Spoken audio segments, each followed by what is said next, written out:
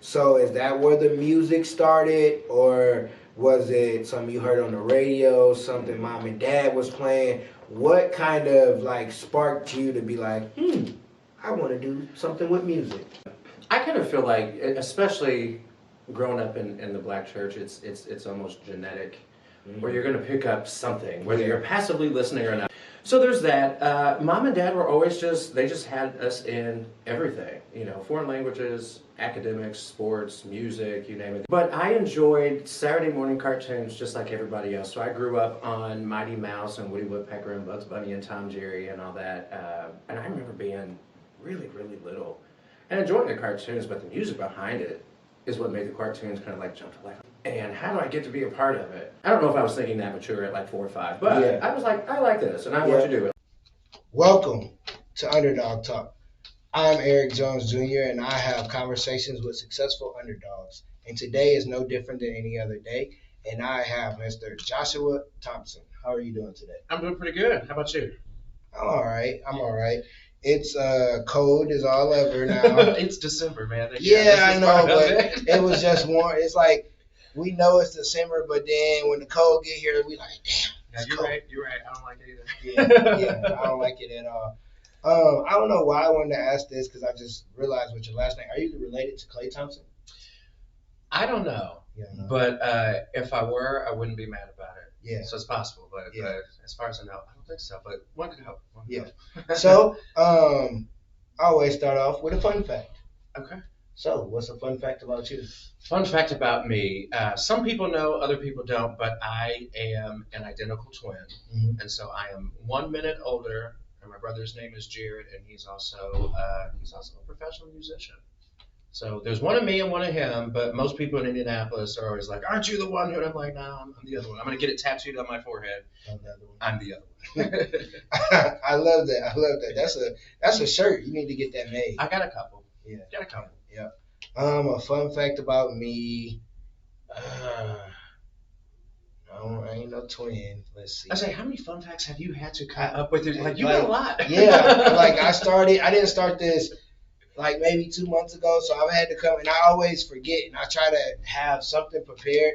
Let's see, what fun fact? Because I was gonna do the socks, but we know that I already did that one. Let's see, my favorite candy is Reese Cups. So if anybody ever listening want to get me something, get me some Reese Cups. I don't know, it switched over, but Reese Cups, I love them. Yeah, Reese Cups are definitely easily a top 5. Yeah.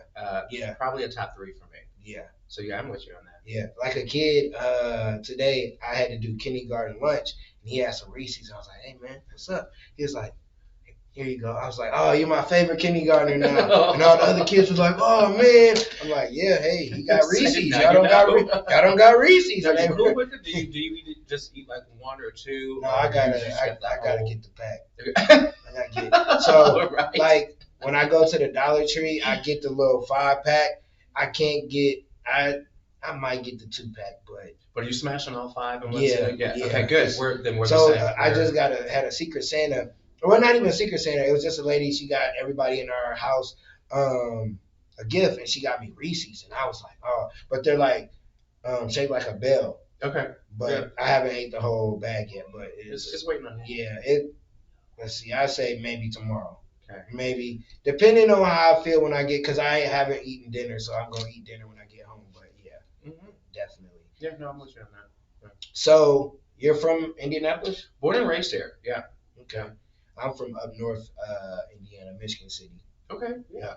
So what side of town did you stay on, and how was it when you were younger? When I was born, so I have an older sister as well. Mm-hmm. So there's 3 of us. Was born, and I think up until about somewhere between 3 and 4, we lived over on off of Sutherland. Mm-hmm. And so I have a few memories, but not a lot of clear ones.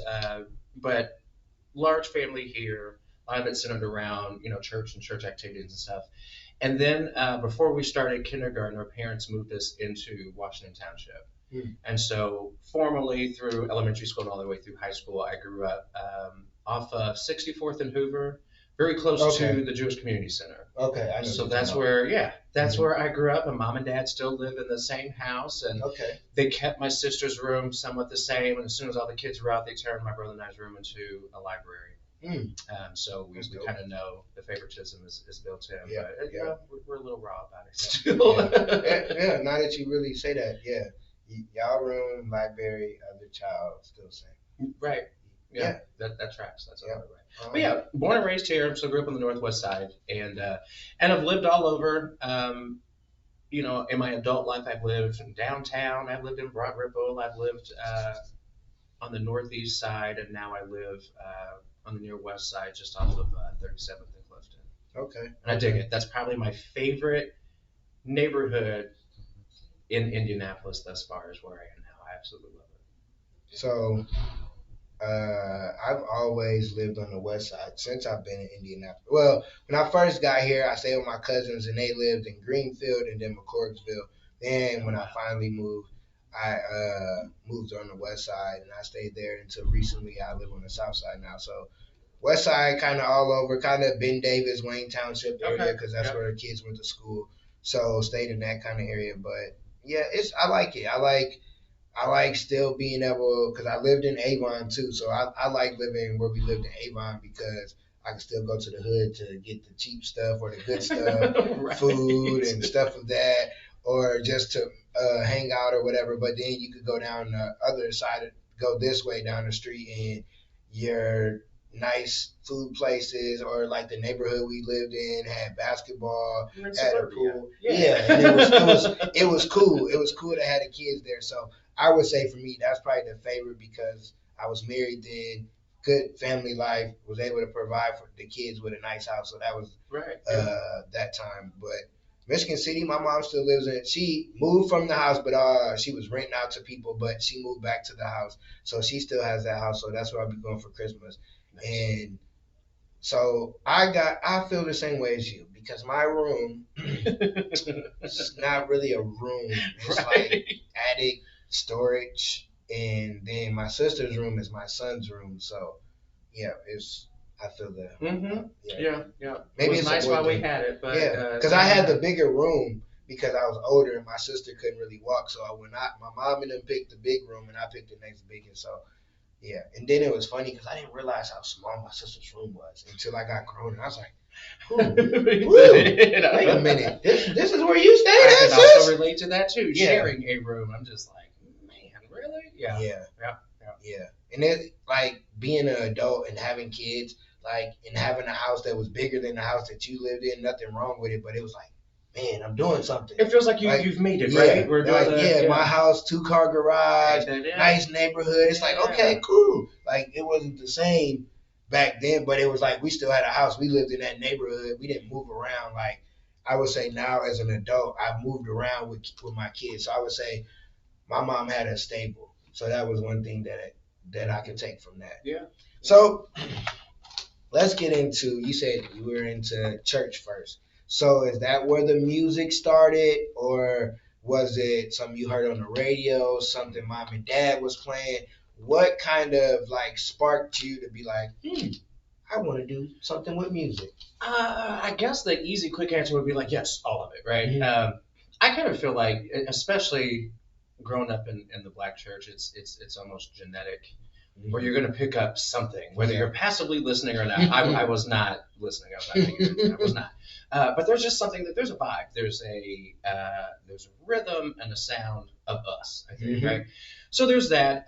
Mom and dad were always they just had us in everything. You know, foreign languages, academics, sports, music, you name it. They were just throwing all types of things on the water. Like, how are these kids going to make a living for them, right? I love it. But I enjoyed Saturday morning cartoons just like everybody else. So I grew up on Mighty Mouse and Woody Woodpecker and Bugs Bunny and Tom Jerry and all that. And I remember being really, really little and enjoying the cartoons, but the music behind it is what made the cartoons kind of like jump to life. I'm like, man, what is that? And how do I get to be a part of it? Right? I don't know if I was thinking that mature at like 4 or 5, but I was like, I like this and I want to do it. Like, how do we recreate it?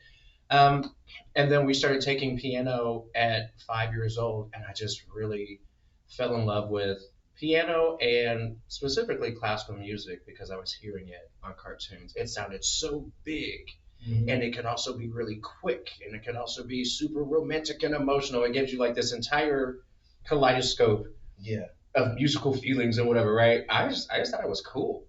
And I happened to be actually pretty good at piano, so kept at it. And then at 10, I picked up trumpet and was able to get into university doing that. So it's just been a love affair, specifically with classical music. But I grew up, I was born in 82. So I'm coming of age in the late 90s, or in the late 80s, early 90s, like the golden age of hip hop and R&B. So you mash those two things together, and I just thought it was such a fun balance, and just really illustrated just how wide and diverse and different yet same all music is. And if you can learn your scales and figure out there's only 12 notes and there's a myriad of combinations to create with it, I was like, man, this is fun. This is like the Rubik's Cube that never ends, So I think it really just kind of started from there, and I've loved it ever since. And I'm honestly, when I reflect back on it, I'm like, man, I had a goal when I was like 8 or 9 years old to be a professional musician. And it's been a crazy, windy road to get to it, but here I am actually doing it. And I'm kind of like, you know what? Not bad, Joshua. Like, it's pretty dope. So I'm grateful to have the opportunity to be able to do it. Yeah. I was just sitting here as you were talking, and you were talking about like cartoons and thinking about the music behind the cartoons. That's dope that you even like picked that up at an early age of like the cartoon's cool, but what's that? What's that behind? What's that other stuff going on? Yeah. And when you were saying like when you think about cartoon music, it is like a bunch of emotions and everything happening because you could watch some boom, bam, and then it's ooh, and it's all this, and it's like wow. I was just sitting there thinking, that's like that makes sense for somebody to want to do that because that sounds interesting. But somebody as for me, and nobody's playing classical, we ain't got no lessons going on, none of that. But music was always intriguing to me. Like I don't write, but I would say I freestyle, and it's just really because I like putting words together.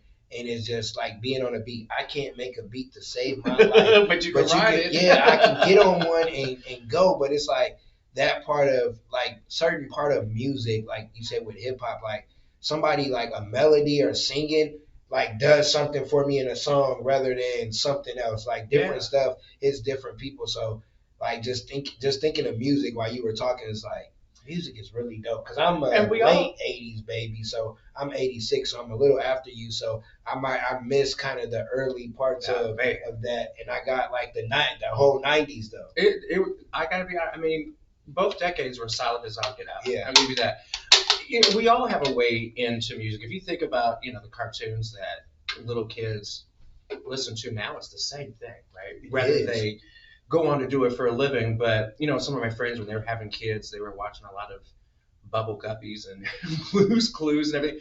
If you listen to the music behind it, it's all very simple, but it's all very catchy, and this is how we end up singing Baby Shark to the million. You know what I'm saying? Yeah. I'm just like, somebody's making big money, and my brother and I talk, like, I think we missed the boat. We should have been composing and making music for kids' cartoons, and we still might, because that's imprinting. That's sometimes, children's very first exposure to language, to music, to how both of them fit together. So it's been a natural pairing for, music and cartoons, whether it's classical or any other kind. It just makes sense. It totally makes sense. Well, if y'all, like, I could be a voiceover or some idea with the cartoon, because I've actually thought of before of having my son. At some point, I want him, once I figure out how we can do it or have someone do it and we give them the idea, like for him to have like a cartoon or have a cartoon about him. I've always thought of that. Like, because I think animation, I never was into anime, cartoons. That wasn't my thing, but just looking at the world we live in, animation is really where it's at. So having like because I remember, like you said, like cartoons back in the day, like a PJs or like a Rugrats, a Doug, something I could relate to. So you grew up on Nickelodeon. Yeah. So I would want to create something where it's realistic to kids these days, but it's in a cartoon version, just so that it would work because I work with kids and it's like you want them to be able to watch something that's cool to them or they can understand the music. Right. Everybody relates to music. And if kids are watching it, Jack Hartman. Yeah. Jack Hartman can get on there and make the millions and millions just by doing the ABCs and putting a little music to it. Anybody can. And that's it. And if kids are watching it, that means their parents are watching it as well, right? So you've expanded your audience times 2 by going for that one target. So people miss that. They do. People miss what you just said because your target audience. Sometimes, like if you're a speaker or whatever you are, it might be to the younger person, but that parent has to buy the product. So you have to make it so it's something that's catchy to the kids, but also the parents like, okay, right. Yeah, that's cool. You can watch that. And when they do that, Mom, such and such is here in town. Can you get this? Mom, they got a backpack. Yeah. Like, so, and that's the thing. So, that's free game. Yeah, I got it. Yeah. People don't realize that's how you do it. Like the girl Lele, I remember her from she was just here in Indianapolis. She does music, but she has a show on I think Nickelodeon, I don't know.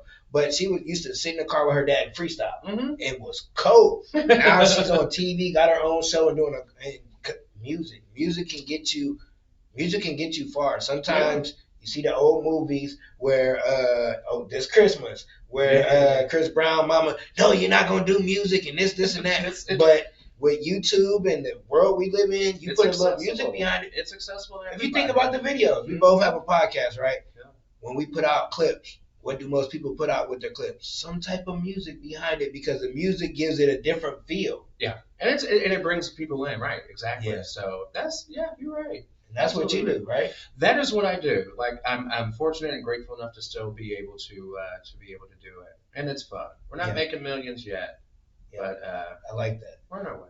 Yeah, I like that. So when you first started, what was like a big challenge that you can remember that you had to overcome, like to stay on that horse? Yeah. Maybe a couple.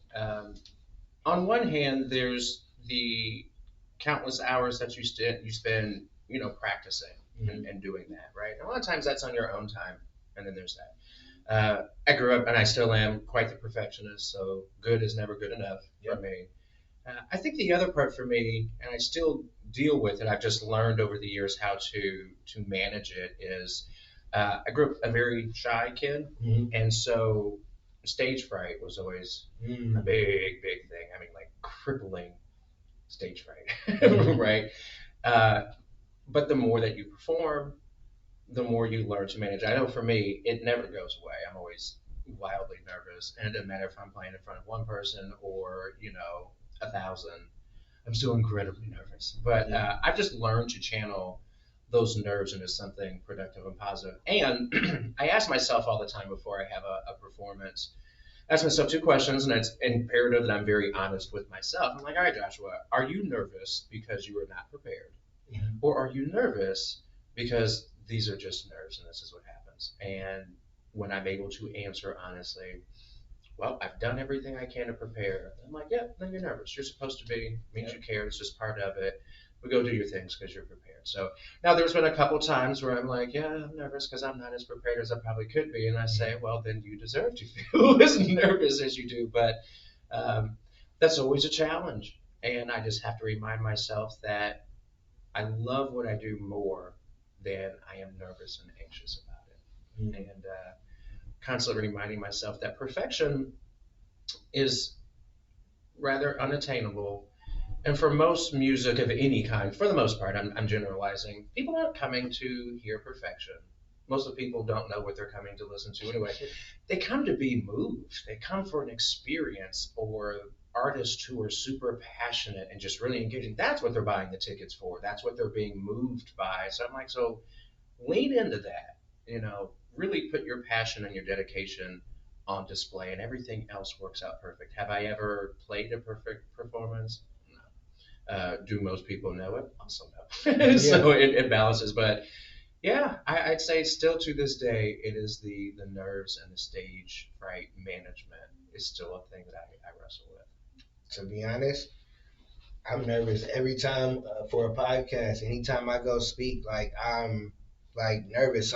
And now that you say those two questions, I need to ask myself that because there's been times where I haven't been as prepared because not to say I'm cocky with myself, but it's like I'm like, I got this. And it's like a different maybe environment where I gotta speak maybe a different language or the crowd is a different demographic that I'm normally speaking to. So I gotta change up how I talk. And it's like I go in there, it's like, okay, I did good, but did I do good for that audience? Yeah, I like how you said it earlier when you said, I got this. And it's the way you said it is, you've been doing this long enough where, yeah, I am slowly but surely getting to this stage where I don't feel the need to, I will read the room always, right? I will always read the room, but I'll always be myself.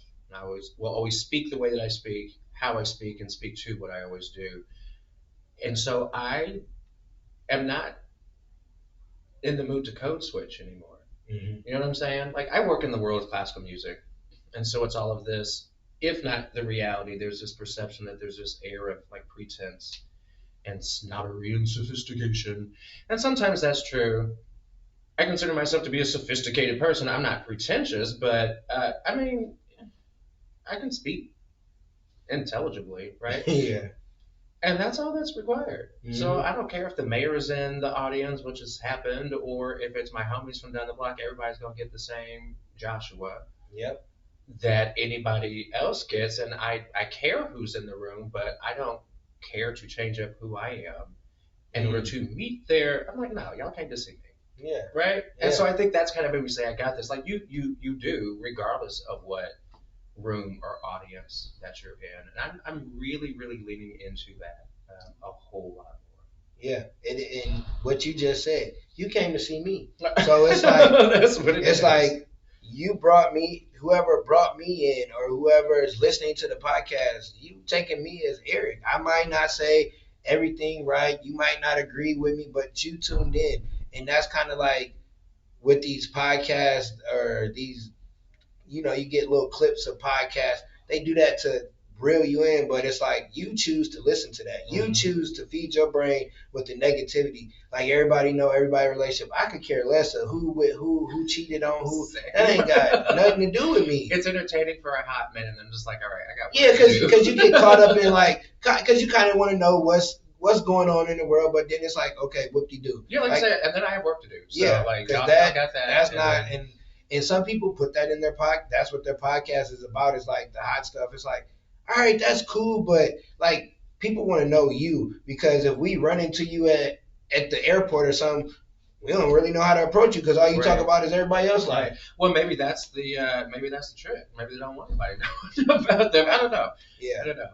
But yeah, like I said, just being that, and it's overused, I think, now is like being your authentic self. And as much as, like within reason or within the best of our abilities to be able to do that, provided that one feels comfortable enough to be your authentic self. I think sometimes everyone does not deserve my authenticity or yours. I'm not saying I'm being fake, but I'm like, I don't feel comfortable being fully myself and vulnerable around you. So you don't get that, and that's my choice to decide how much I disclose and offer up of myself. Right? Yeah. It's not being fake. It's just being I don't know, maybe a little guarded, and just you can't trust everybody. Yep. So that's so true. I'm a people person, all that. But I could be at home chilling by myself just as easily. What do you think I'm doing when we get done with this? I'm about to go home and chill because I can entertain myself. Like I don't got to be around people, or like you said, like because being a talker, you can get into talking and over talking and say something, and it's like, hi, everybody don't, or everybody don't know really me outside of work because you don't need to. Because you'll judge who I am, and that don't got nothing to do with my job. Because you don't know what I do, whatever I do outside of work. So it's like, even if I was doing something wrong and I came to work every day, all you know is to teaching me. So guess what? I'm doing my job. Yeah. So whatever's going, I could be a person sleeping in the car. You wouldn't know it because I come to work every day and whatever. Not saying that I do, but that could be the type of person that is, and you don't need to know that because that's not your business. Because what you gonna do? You gonna help them? If you ain't gonna help them, then that's your business. I think, and we all have full control over what we share and how much we share. Mm-hmm.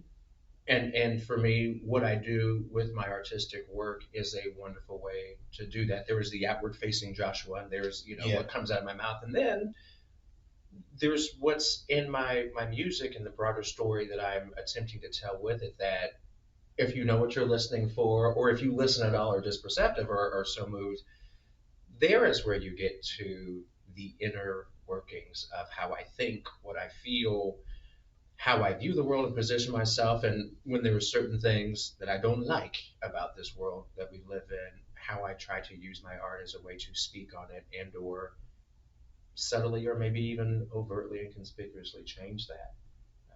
And so that is fun because everyone doesn't pick up on it. They're like, oh, that was just so beautiful to hear. I'm like, thank you.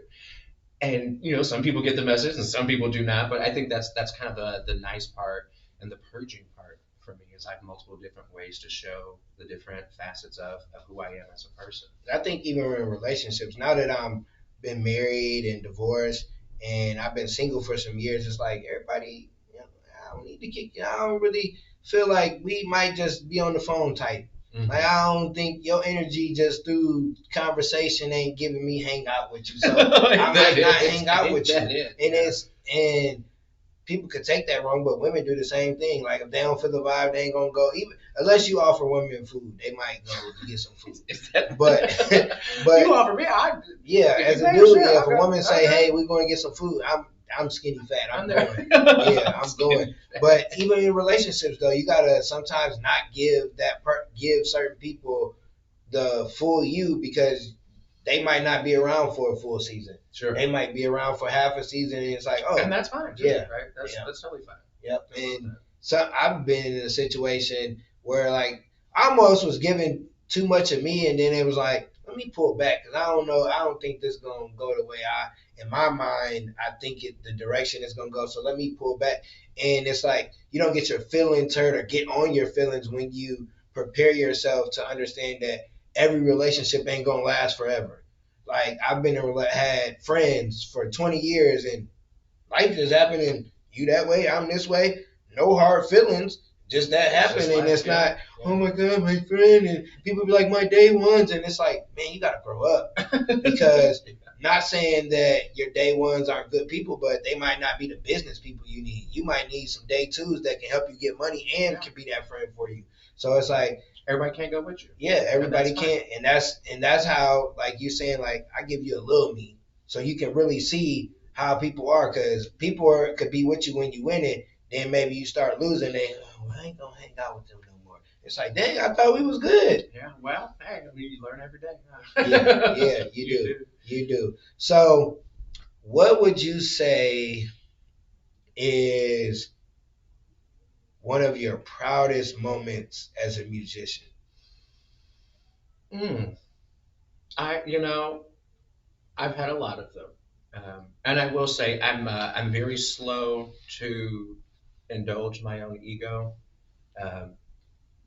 I'm overly humble, I think, but legitimately so. Yeah. The industry that I'm in, like, you have to be perfect on everything, right? Mm-hmm. Absolutely have to be. And I grew up listening to and singing and sometimes performing with like some of the best orchestras in the world. Mm-hmm. And so I know what the caliber is, right? So sometimes it's a little hard to be like, bravo, Josh. Or if I do, I will give myself a finite amount of time to celebrate my wins. I'm like, all right, Joshua, let's not get crazy with it. Moving on. You're only as good as your last show.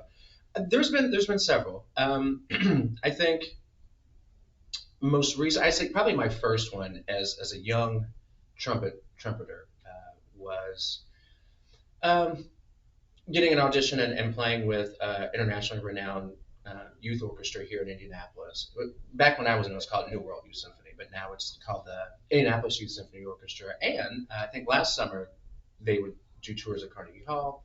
When I was in it, did tours of Austria and Europe and placed, I think, third in international competitions. And I was 14. Mm-hmm. So I thought that was really, really cool. And I'm thinking I'm pretty good. And I remember on day one, I'm like, wow, everyone is so much better than I am, which is awesome because I'm like, you have room to grow here. Yeah.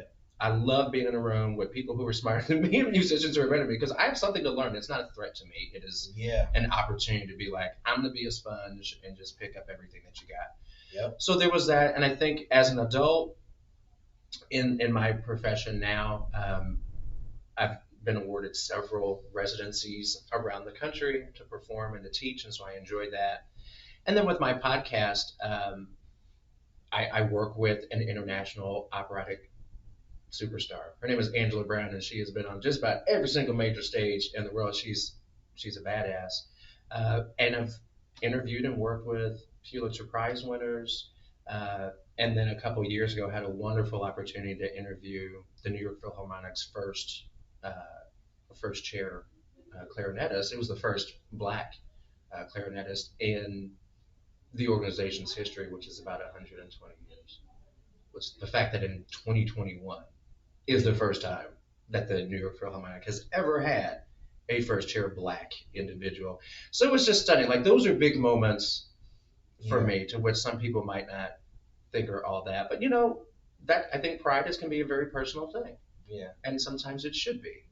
So those are just a couple of the highlights, and fortunately, there's a few more coming. Yeah. So I'm looking forward to those. Yeah, I love that, and I'm kind of the same way. Like, when it comes to achievements or stuff, because I look at it as like, cool, I gotta keep going. I ain't even close to where I'm supposed to be. Like, people are like, oh, this and that, and it's like, that's cool, I did that, but I ain't where I want to be. So it's like, I gotta keep going. It's like, I ain't even in the millions yet, but Lil Baby had a song. He was like I got 100 mil, but I still can't chill yet. It's like, you can't chill when you're winning, because if you chill when you're winning, you're gonna go back down. So it's like, all right, pat yourself on the back. Maybe you go celebrate depending on what it is, but get back to work the next day, because if you don't, then you're gonna be that person. Oh man, I remember back in the day I had that one award.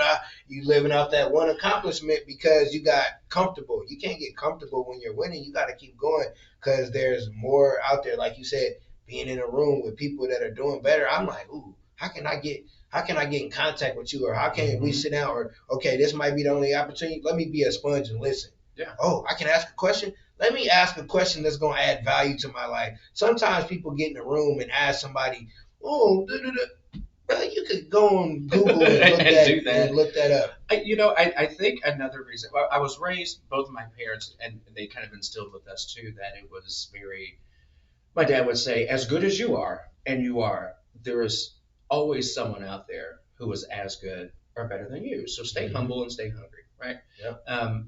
I will say, as an adult, I need to advance that just a bit, because it can be a little bit difficult. You do run the risk of never feeling like you accomplish anything. And so I'm very guarded on that, because the work that I do, it's high stakes, can be high stress. And so I think with a lot of folks, you get stressed out. Some people, go through issues with depression and all that. And so I'm no exception. It's my way of really managing expectations and emotions. If I take a lot of time and celebrate a huge win and stay up here, it takes a lot of energy out. And I'm one of those artists where after I get done doing a major thing, I'm exhausted, right? Physically and emotionally and mentally, I don't have anything left. So I tend to get very, very depressed. And so I like to try to caution myself and not get too low and not get too high. So that way the gap in between, I don't feel like I'm yo-yoing so much, because that is exhausting.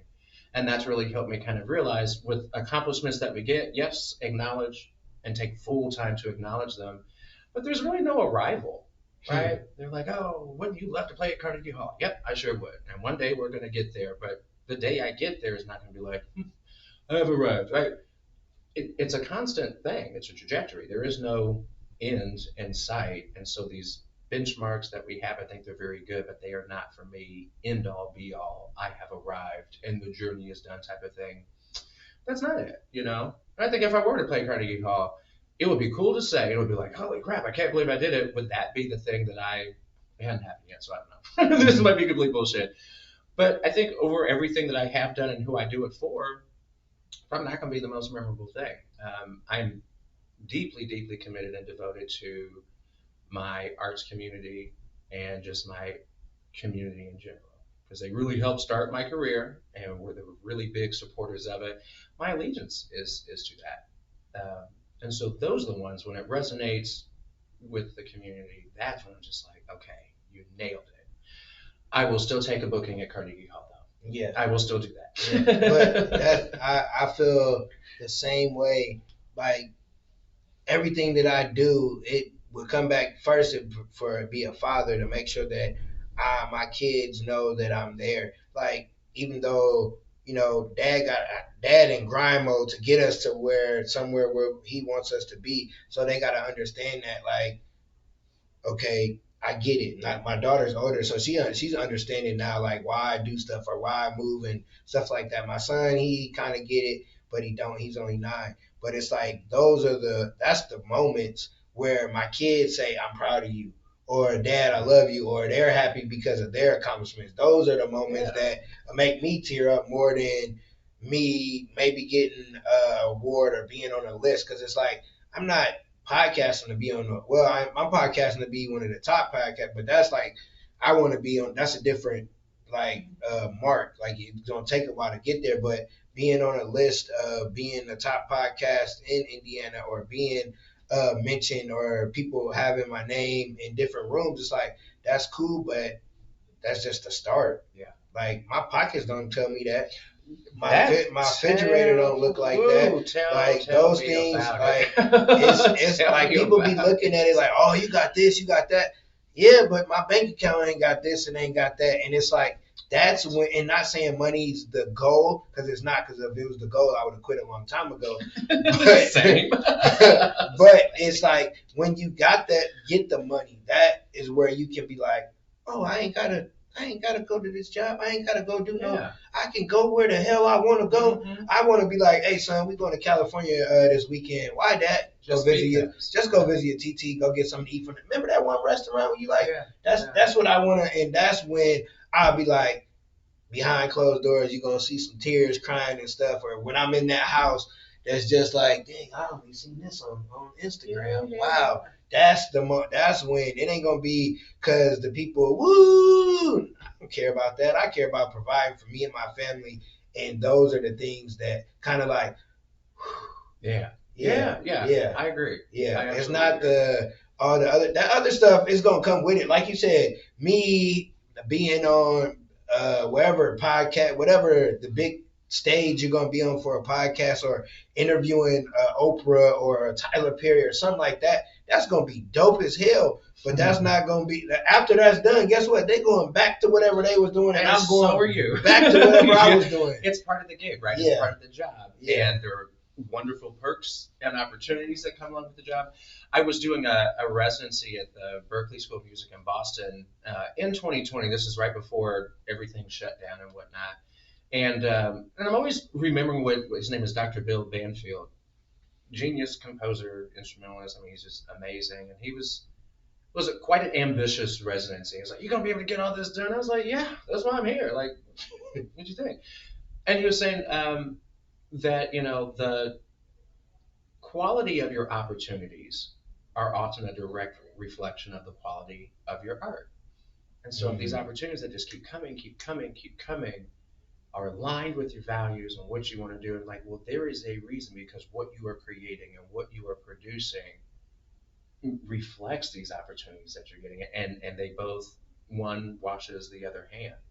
So if you have good work, you get great opportunities, and based on those opportunities, it's just that, an opportunity to do more great work, have resources to it, right? And really becoming an individual force within your own sphere of influence, and even for your own self. And so I always really, really keep that in mind, because sometimes the work comes a lot, and other times it doesn't. You have to go and find it, and that's somewhat the fun part. Sometimes it's a frustrating part, but that's the wonderful part about being a creative or an artist, is it's like, wow, you really have a lot of control over what you do, what you don't do, how you do it, and that's not something that everyone is able to say that they do for a living, or even just have anywhere in their life, whether it's professional or not. So there's some trade-offs, and for me, the benefits far outweigh the things I would rather not deal with. But and I was just thinking, like, a lot of times you have the talent.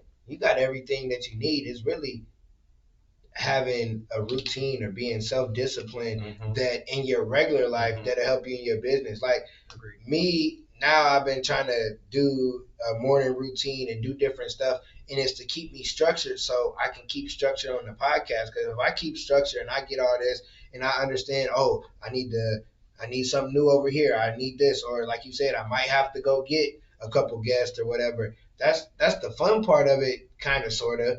But then it's like I'm learning how to have my business of myself. I'm the CEO of my life. If I got that tight, everything else gonna come because God gave me all the talents. Like you could put me in front of anybody and give me a topic.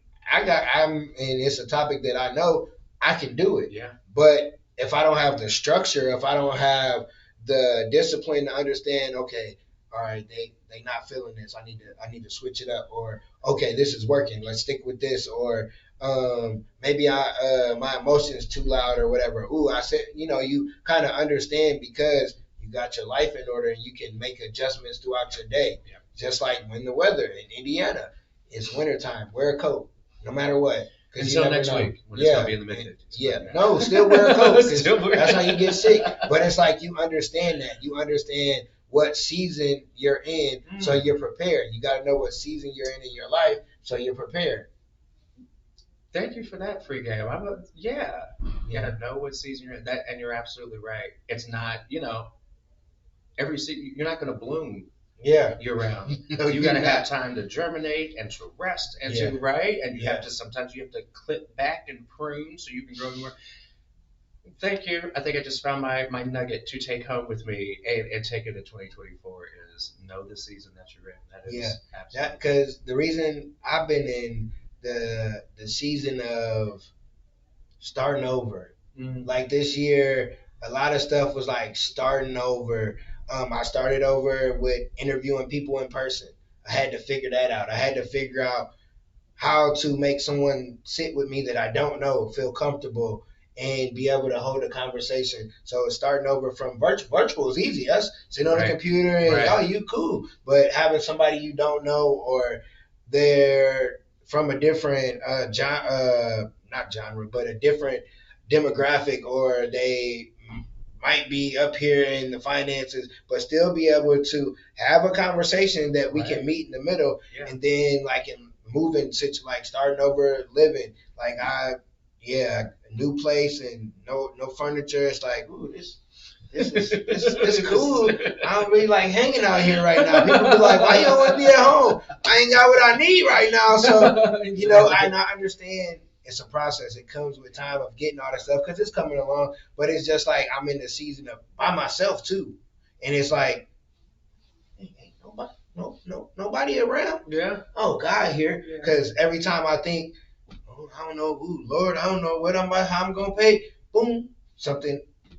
What God? Where did that come from? Because I'm understanding it's me and God, and I'm understanding. Pray before you go do anything. Like whatever you do, hey God, if this the right thing, let it be known. Because sometimes you go in a room and somebody might throw God in the conversation, like ooh, and then it'd be like, I don't really know. I don't like your vibe. You just threw God in there to make it sound good. And if you pray, God will let you know. No, that they just talking. But then he might be like, yeah, that's who you need to have a conversation with. Yeah. Because it's like when we had the training, it was like sometimes people be like, ooh, this person's in here. I know them. They do this and that. And I'm like, hey, so what's up? Can we get an interview? I'm in the business of networking and communicating. I don't need to be, can we take a pic? No, I don't need no pic. I need you to come on the show. I need to do business. I need opportunity. Like sometimes people get in the glitz and glamour of people around them, but it's like everybody's human. Like if I was to get a big name, a big athlete, or a big famous person, I'm going to talk to them like I would talk to anybody else that's on the show. And I would be like, all right, have a good day. We might exchange numbers. But I ain't going to be like, hey, man, I got such and such number. That ain't for them to know because I can mess up my bag because I want to be thirsty and be like, hey, look at, or I got a picture. I don't need to show y'all who I'm talking to because we might be coming out with something that don't nobody need to know we was even working together and boom. So Yeah, I don't know why I went to look the season. That just I don't know. It's your show. Yeah, I know, but I don't like talking. I don't like talking too much. But so what's up with the socks? Every time I've seen you, you got the socks. Is it something you've always like kind of done, or was it something you kind of like caught on to, or is that you, the sock game? Yeah. So when I'm on stage or performing or any of that type of thing, my stage name is Sock Joplin, and so I get that from the composer Scott Joplin, well known for like ragtime, and people seem to think that's all he did. That's not all he did. He was an aspiring like opera composer. Only one survives. He wrote two. Only one survives. That's what he really wanted to do, right? But the world of music does not really know that, and that's another subject we can definitely and probably will get to. But I was like, okay, man, and just seemed fun. So when I first started going back to public performance as a pianist, my nickname in the community used to be Barefoot Beethoven because I would never play with my shoes on, and I don't play with my shoes on. I like to be as close and connected, fingers and toes, as totally possible. So I'd always have like fun, flashy, obnoxious kind of socks, just to kind of like lighten up the mood, right? Everyone's like classical music, and this is going to be like super boring, and no, it has personality, you know, and I have a personality, right? So it was that to kind of let the audience know, I'm like, this is not going to be a stuffy affair, and it was to remind me, I'm like, dude, have fun, you know. So that's that, and just kind of took off from there. And then a good friend of mine who I grew up with gave me the nickname Sock Joplin, and I was just like, there it is, because all I program and perform are classical music written by people of African descent from all over the world, and so that seems way more fitting than Barefoot Beethoven as Sock Joplin. So like we're keeping it within the diaspora.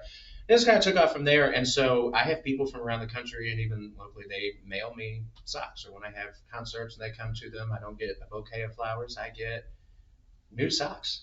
And so yeah, it's a thing now, and so that's how you find me on Instagram under Sock Joplin, and I have so much fun trying to figure out which pair of colorful socks I'm going to wear before a performance, and it brings it makes things so much more fun.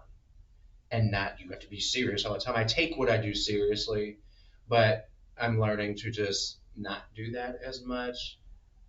Taking what I do seriously, but not myself as seriously. Like, be fun, be human, be fallible, but also be fabulous and dope as shit. And so I think I do that most days. So that's the story behind the socks. I love it. I love the reason behind it.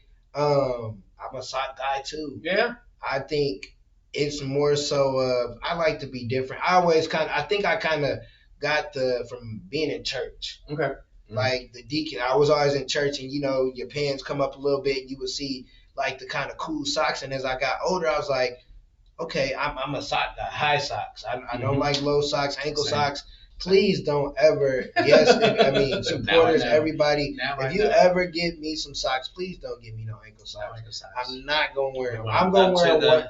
Not all the way up to the knee, but a little to the calf. But yeah, I'm not really. And I wear in the summer, you'll catch me with some shorts, some high socks, and a t-shirt. Like I'm comfortable. Like I'm in the comfortable season. I'm in dad mode. That's the season. Yeah, like for real. When it comes to dressing, I'm like, I gotta put on clothes. I gotta dress, and it's like. I like that it's my show. It's like, I know I gotta, as I keep going and the funds come in, you gotta dress a little, but I got me some new glasses. I'm like, I got 2 new pairs of glasses. They look better. The other ones look like I got some money, which I don't yet, but it just helped me out. And it's like, okay, just have your own look and just be you. And I like that you like, hey, I ain't wearing no shoes. My son, when he was, I don't know, from about 1 to about 3, get in the car with him. Driving, we could be 5 minutes down the road, socks and shoes off. Like he would not wear socks and shoes. He's out of them quick. I'm, in the summertime, the only time I'm usually wearing socks is when I have to perform. Because in the summertime, I am a t-shirts, shorts, and flip-flops kind of guy. Yeah. Definitely in the summer. Like I'm never. Yeah, it's hot. It is, and I just don't have time. So it's like when the fall comes around, I look at the tan on my foot. I'm like, all right, I'll see you all next summer. I love fall though because it's still you can't wear short. You kind of can't. It depends on what kind of fashion you got. Because I feel like I got a West Coast vibe when I actually put on clothes. Like I just throw on stuff because it's comfortable. It might not necessarily match, but it's like fall you can kind of really dress, or you can not wear a jacket, wear a jacket. Later it out, yeah. Wear some boots, not wear them. So I like dressing. I just being a dad, and I don't know. I haven't fallen out of it, but I just comfortable. No, I get it. Yeah, I get it. If I I don't like have going any places, place, if I don't dress have up. any place I have to be, my home decor is a hoodie and some sweatpants. Yeah. In the wintertime. Yeah. But when I step out, it's like, okay. My gift is being able to wear clothes that make it look like I care. Yeah. But I really don't. Yeah. And I'm like, it's clean, it looks presentable enough, it's iron, out the door we go, and rarely, if ever, I don't do costume changes. So what I have on of the day, I'm wearing it the whole day. Yeah. And that is it. I'm gonna tell you that. And I think I'm kind of like that too. Like when I go, depending on where I'm going, like, it might be a button up kind of affair. It might be a t-shirt. Most of the time I'm a t-shirt unless I'm going out somewhere. But yeah, it's like, okay, that's clean. Yeah, look at these pants. Have I worn these? No, I ain't worn these in a little minute. What shoes? All right, whatever. Whatever. And rock with it. The only thing I would say, I might have a hat, because if I don't have a line or a haircut, I really ain't. I really ain't on that. Yep, no, I get it. Matter of fact, I hope my phone been blowing up. I hope my barber was in that text, because she told me to hit her up and say reminder, because I need a haircut so before you Christmas. Might say that you got a couple of days, man. Because listen, I don't get done by Friday. That's a wrap. Yeah, it is. And my mom and my sister gonna be on my head. That's all right. So I was having a conversation with people, and I will see if you agree with me. As a parent or as a big brother, I prepare my sister and my kids for life. I roast my kids. I used to beat up my sister, and she can whoop any woman I know. My sister got hands and feet. She gonna whoop your tail. Absolutely. My kids can go and roast, or they can take jokes, and they're not really because as soon as I'm on their head, and people are like, they don't really, they see it, but they don't really get it. What's your thoughts on that? Like preparing at home so you can be ready for the real world. Yeah, I don't know, man. Like in a roundabout way, our parents was like, don't dish it out if you can't take it in. Yeah. And also kind of like, don't write checks that your mouth can't cash. So that was it. I mean, growing up when I had a smart mouth. I still do. Real slick little mouth. I mean, my mom still says this and tells people all the time that she says, Joshua will tell you to go to hell and have you looking forward to the trip. And I will. It's very true. I'm very good at that. And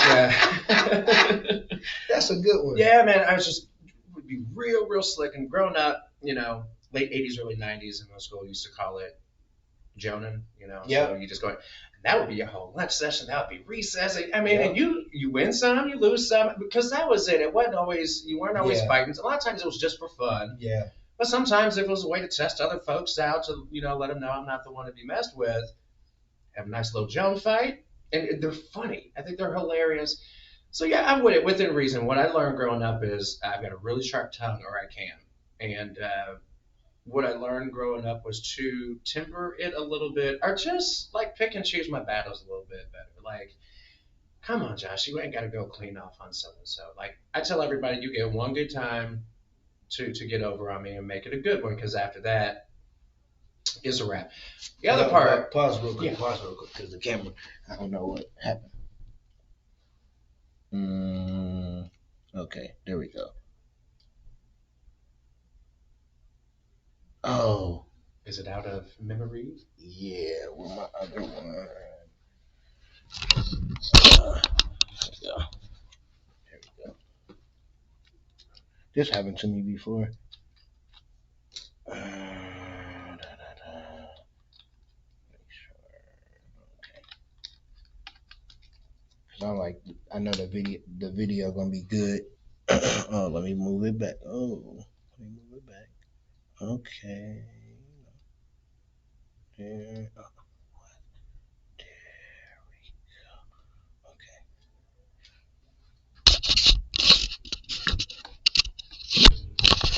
Oh, I didn't.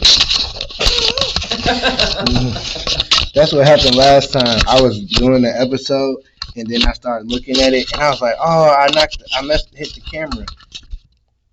There we go. Okay, my bad. You was talking about Jonan. Yeah. So like it was good at it, in house in the family, and then also out of school and all that.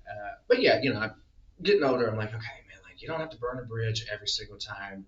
Diplomatically doing it, and my mom would say that too, is because I wouldn't raise my voice, I wouldn't necessarily cuss you out, but you'd be on the way home, be like, damn, I'm like, yeah, I gave you that fade. But then I just, I haven't realized too, grown up, we've never been big people, right? Yeah. I'm 5'8" and 130 pounds. Not a big dude. A lot of my friends are big, and there's a reason for that. I'm just like, don't let your mouth get you caught up. So again, it's picking and choosing. I also never put myself in a situation, or really put myself in a situation where I have to, it's discernment is what I do. But there's sometimes I'm just like, dude, you a little man walking around here. So you're going to have to watch your mouth. You can't be popping off at everybody for everything. Just pick and choose I'm the same way, because I had to learn how to joan, because people used to bully me and think it was funny, and then I got the roasting, and I got a slick mouth too. Yeah. So if you roast me, you better come with the whole kitchen sink. And sometimes they're just fun. When you're doing it with a group of friends, they're just or it's fun. somebody like, oh, let's pick on him. You done lost your damn mind. Come on in this ring, because I got some jokes for you. I got a whole clip for you, and another clip waiting. And people used to be like, dang. Or people will get mad because the way that I look, it's like, oh my gosh, this dude, yeah. You came over here, you came for me, so that's your fault. And like you said, I'm 5, maybe 5'6", maybe 5'7", whatever, whichever one's on a good day. But I'm 140 maybe, and I'm little. But like you said, my friends ain't little, and my friends are loyal. Yeah, my friends have little friends on them. Yeah. That you don't mess with me. And I used to try to tell, like, not saying, oh, I'm going around and being this tough guy, but you mess with me and my homies with you, don't get mad at what happens. That's kind of it. It's not my fault. I think, within reason, it's part of growing up, so I'm with it. Yeah. In moderation. Yeah, it's just part of, I think it's part of life. Like you said, we wasn't, oh, let's fight. No, it's that we roasting. You lose. Some days you lose. Like in college, if you came to 231H, can't remember our address, but that was our apartment number. If you came in there and you ain't had no jokes, everybody roasting. That's it. And it's like, let me get out of here. Some of the best lunch periods were spent just And you did music. Were you a beat maker back in the day? Were you a freestyler? No. None of it. No. You just watched. You will never hear me freestyle. You will never hear me throw down a beat. Yeah. It's not gonna happen. No. Now, if you want some keys or if you want a horn part in the back, you come see me on that. But I leave the beat making and the rapping to the folks whose ministry it is, because it's not mine. It's not mine at all. I'm not too familiar with classical African descent music. Most people are not. So give me some names. Yeah. Who were the 3 people that you were like, ooh, I really like them. This is who I dislike, because everybody in their industry has a couple people that they not look up to, but look towards to the goal. So who were those people that kind of, ooh, okay, I like them. Let me see what they talking about. And thank you for asking, right? Because I've grown up like since 5 years old playing, and I can count on one hand. I think there's about 2 instances where I ever received a piece of music by somebody black. And only one time was it ever told to me that was. I was like, what the hell? Right? Because you do this forever and ever, and you're in an orchestra with about sometimes 80 people, and you're like one of maybe 3 or 4 black people. And I'm like, I know we got here. There's a lot of black people on the planet. How is it? And this music is old, right? Not all of it is old, but it goes back a long time. Like, it's impossible, right? Yeah. Absolutely impossible. So the repertoire that I kind of have, and I spent a lot of research and study on, goes back about 500 years, and it even some predates that. So I would have to say for deceased composers, he's known as the Dean of Classical Music for African Americans. His name is William Grant Still. Mm-hmm. Dope, absolutely dope. Has it's either 5 or 7 symphonies. Wrote for opera, piano. I mean, just easily over 200 compositions, and he's fabulous. So I identify with the way that he writes and the reason why he does as well. I'm really, really into highlighting black women composers in classical music, because black people have it hard and have had it hard in classical music. Mm-hmm. You add the woman issue or being a woman on top of that, it's even more difficult, right? And you'll get some of that even from within your own Black community, right? So Florence Price is a big name, Margaret Bonds being another one, and just love that. And then the people who are currently living, composing on the major stages of the world in opera and classical music, like Karen Slack, Kenneth Overton, Dr. Bill Banfield, uh, Anthony Davis, Pulitzer Prize winner, Tania Leone, Pulitzer Prize winner, Anthony McGill. I mean, just on and on and on. I look up to all of them. Like, they're so good at what they do, and especially with the ones who are living now during the pandemic when we were in lockdown. I was in a couple groups online of Black classical musicians around the world.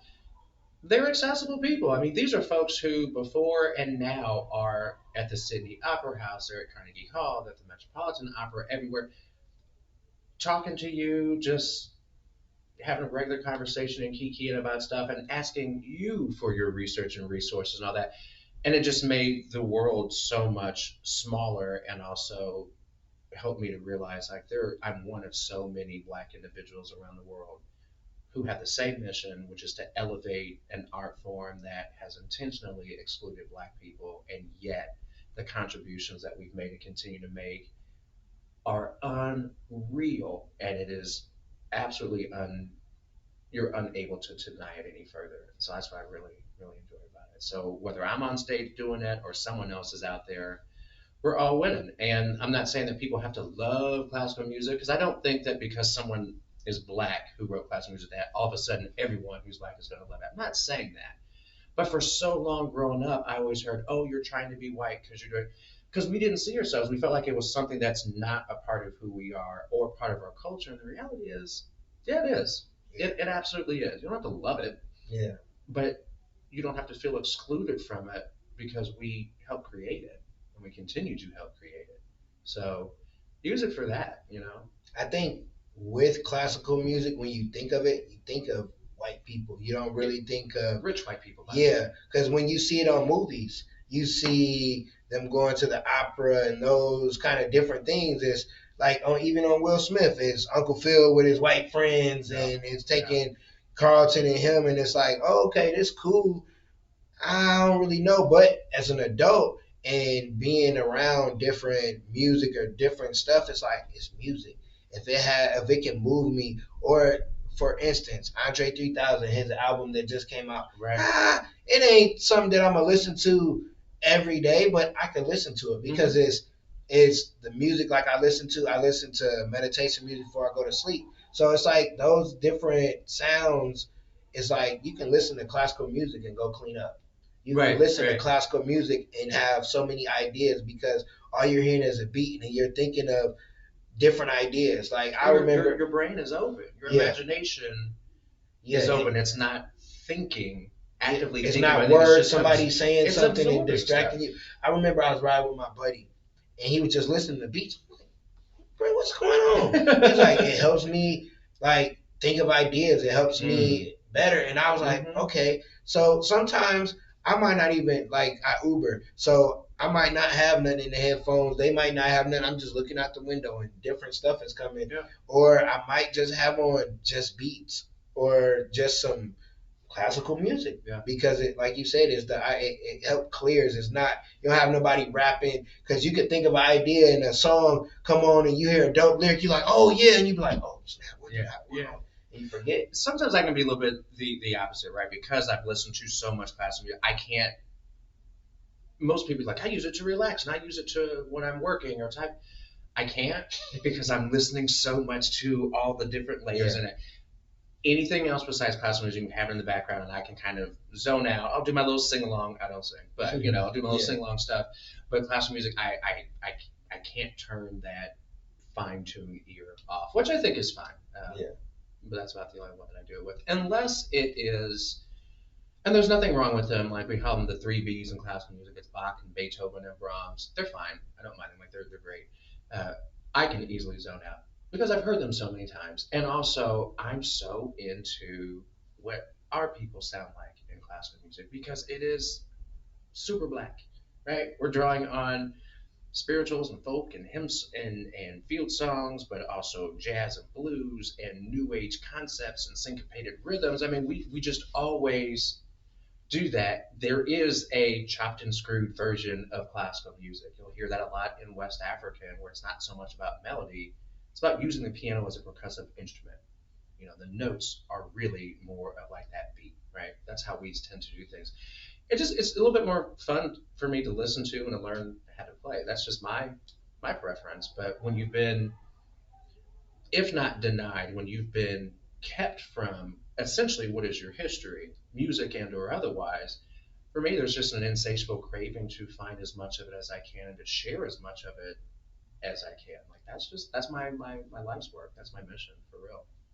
I love that, and I love when we are in our fields and we understand that we're dope at whatever we do. Whatever you put in front of us, you show us how to do it, we gonna do it. We might create it, and we gonna be dope as shit at it. And people don't, sometimes we don't get credit for it because it's not the face that they want to have or whatever it might be. But whatever we do, we're dope. Like you, I'm sure like you done been somewhere and it's a bunch of musicians and everybody black and y'all just jamming. Ain't a word being, nobody singing nothing. Y'all just jamming, and it's like, and it's people dancing and just relate because that's just how we are, especially when it comes to music.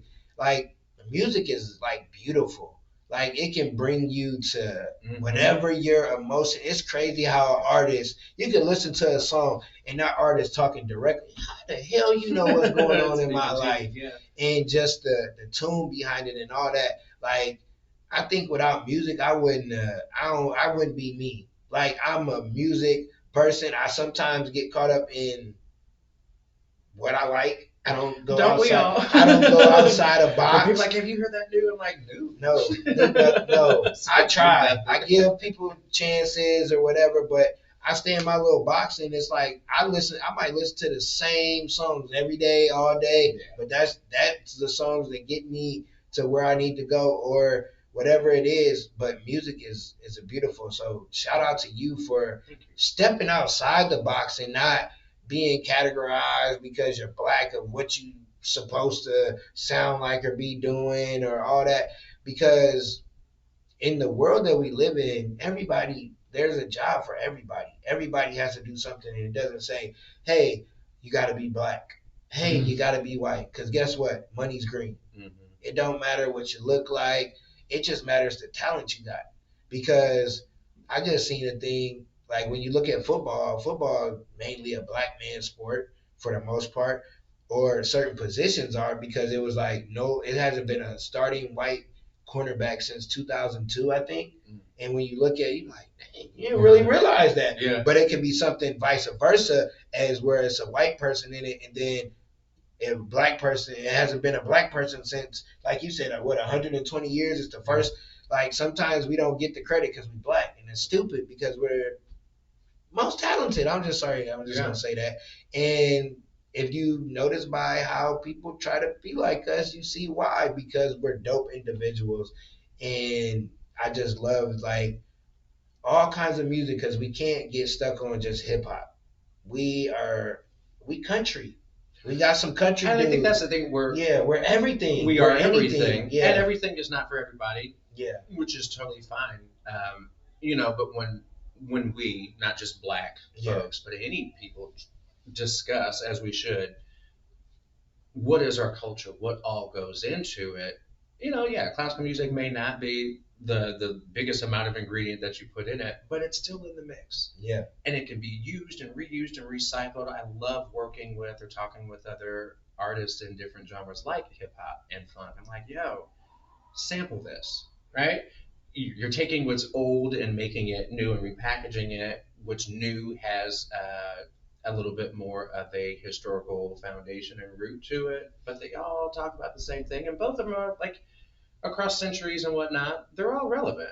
If you think about somewhat of the black experience specifically in America, from the works of Ignatius Sancho in the 1600s to Dr. Adolphus Hailstark, we're still talking about the same thing, the same struggles, the same triumphs, the same viewpoint on the world and how we react and respond to how we are historically and currently treated.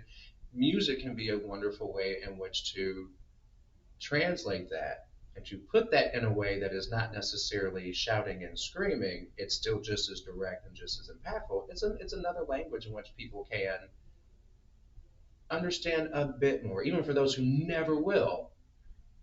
Music has a visceral effect on your body.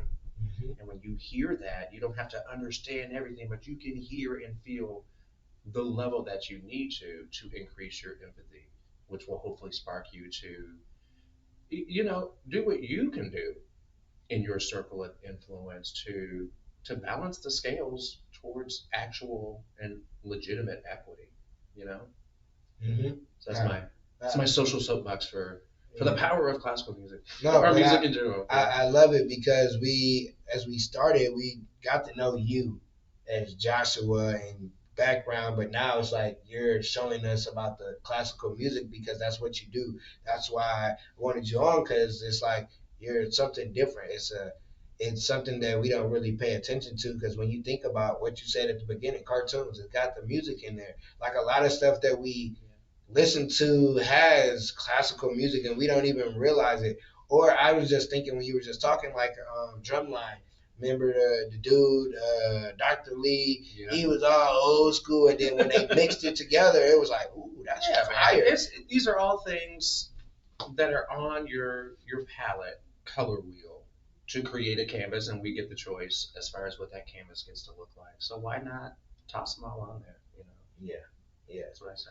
So, oh wow, yeah, I forgot this segment. We'll do You Won't Believe This, and then you can give us 3 tips for inspiring creators. I ain't gonna say artists, but creators, because artists are creators. Yeah. So You Won't Believe This is like crazy moments that just happened that you saw that like it just weird. This happened right before I got here. So, coworker gives me a ride home where he parked. We talking about work, chilling. I'm about to go in, and because I was like I need to grab some stuff, and I wanted to relax before I had some time. So, police go by. We like, okay, what's going on? Come in. Whoop, whoop, whoop, whoop. It's like 4. Oh, we're like, we got action. We're like, no, I know that. In a car for 2 black guys sitting in the car. When you see more than 2 coming, yeah. You already know it's so. He like, just get out the car. I like, we get out the car because we're like the only car right there. So they parked in front. We like, okay, but we ain't doing nothing. Okay, so we go in the house. I hear them talking about, yeah, somebody PO said they stay over here. Da da da. Like, oh, somebody in trouble. Yeah. Okay, so we in the house, waiting, looking out the window. They finally bring this little woman, and she rah, rah, rah. I'm like, man, please be quiet. We don't want no incidents. I don't want to be no witness to nothing. But this literally happened right after work. Just a random, just getting off work, getting a ride home, and this is what happened. Yeah. On a Tuesday. Yeah, welcome to Tuesday. Yeah. Welcome. It's supposed to be Taco Tuesday. Is not for somebody. Yeah, not sandwiches. No, it ain't gonna be no tacos. There's no taco. If it is, I wouldn't want them. No, that part. Yeah. But yeah, so have you had? I ain't gonna say this week. I mean, it could be this week. It's only Tuesday, but like, have recently something happened that you saw or you heard that was like, what in the world? Oh man, I'm sure, but I've slept since. I'm trying to I'm trying to think. I've slept since. I understand. Honestly, I did not weird because it's perfectly fitting and should be for the place it was. This was maybe a month and a half ago, 2 months ago. I was in New Orleans, and it was only the second time I've ever been in New Orleans. First time as an adult where I could actually do the New Orleans things. Yeah. And I did them. Yeah, man. I think that was just it. I was there because Beyonce. I wasn't going for the Beyonce concert, but was going. It was that same week. Yeah. So it was just full, and I was like, yeah, get away from Indianapolis. Don't you know it, on Bourbon Street, run into hella Naptown people, which was cool. But I was just like, where can I go? No one knows. It be like that. It does, and it's nice. It was nice. But just the stuff that you see, that you I'm don't be sure. seeing every day, was funny, and at the same time, like head scratching and being like, should you be doing like mini keg stands off the third floor balcony? No, probably not. Or old lady driving in a golf cart that's all lit up, and she's got a big old boa constrictor on a leash. I mean, just wild stuff. So there's that one. Um, mm, I just can't imagine because you hear the stories, or just thinking of movie Girls Trip, just how wild. just crazy stuff, Yeah, like just fun stuff. And then I don't know. There's always I love my neighborhood. I do. It is the perfect mix of people being neighborly and also simultaneously minding their damn business. It is awesome. But you know, it's one of my favorite things is just sit on the front porch and all the other neighbors sit. So we'll chit chat, and then you always see some neighborhood drama going down, and we all talking about that. And then of course you see the cops will come up, and it's just funny. Yeah. Or it's just I don't know, like cops showing up isn't funny, right? That's Yeah. not. But the neighborhood dynamics, and Yeah. just it's always interesting. Everybody is living. You never know the type of life people are living, Yeah. for better or for worse, and sometimes things in between. And it's not to make light of it. It literally is just when you have a moment to step outside of your own bubble of existence. Yeah. And be like, woo, Yeah. dang, I didn't know it was. Ain't that I didn't good? know that. Woo, Or okay. sometimes And they're I- like, I guess I'm gonna take my black ass inside today, Yeah. right? That's gonna happen. Listen, when I stayed in Hallville, I stayed across the street from a gas station. Like gas station here, gas station across the street. So you seeing all It was kinds of always stuff. jumping. I'm sure, sitting yeah. on the porch. All right, yep. Yeah. I seen, and that's where I came Reality up TV, with. dude. No, I came up with "You Won't Believe This" on my radio show, but I kept it because I literally can probably write a book of stories of the craziness I see, and I feel like I see craziness everywhere. That's why I came up with "You Won't Believe This." I don't think everybody, like, I don't know. I find myself seeing the most randomest stuff, and it's like, why do I see this? Like, I literally see an animal doing some weird. Maybe because you always have a story to tell. Yeah, like it's just crazy. But that was my "You Won't Believe." I had something else, but that just happened today. I'm like, okay, all right, Well, where with that? you going down? You might want to come down there, young lady, because your Christmas might be spent somewhere else. Man, that's too Santa bad. Claus don't come there. Man, Yeah. that's too bad. Yeah, Santa Claus ain't coming there. So, 3 tips for creators, inspiring creators, like people that are on the fence, maybe done some work, but I don't know that, still they got it in them, but they just don't know they have it in them. Yeah. Okay. So there's probably more than 3, and I'll try to keep it to 3, I think. And I'm trying to think, what's the most fundamental thing? I think it's, you've got a something. Mm-hmm.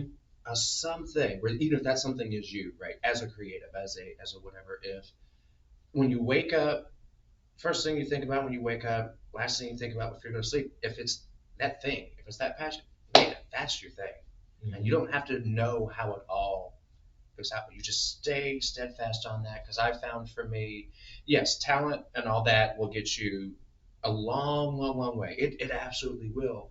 And then the other part is, man, like, consistency gets you in every single time. Every single time. Like, what are you consistent with?